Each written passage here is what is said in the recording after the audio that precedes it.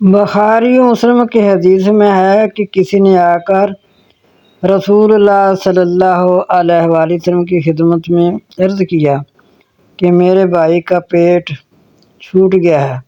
آپ صلی اللہ علیہ وآلہ وسلم نے فرمایا اسے شہد پلاؤ۔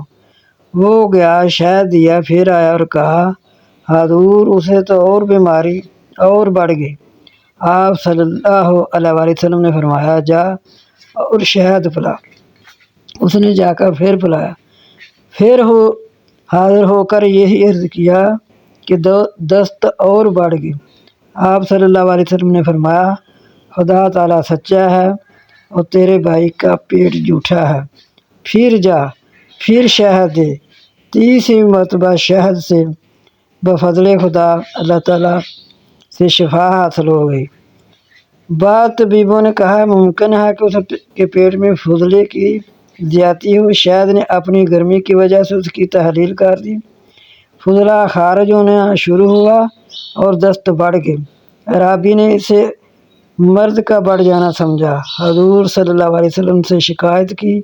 آپ صلی اللہ علیہ وسلم نے اور شہد دینے کو فرمایا۔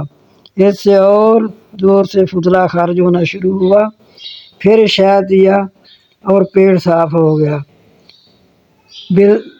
بلا نکل گئی اور کامل شفا بفضل خدا حاصل ہو گئی۔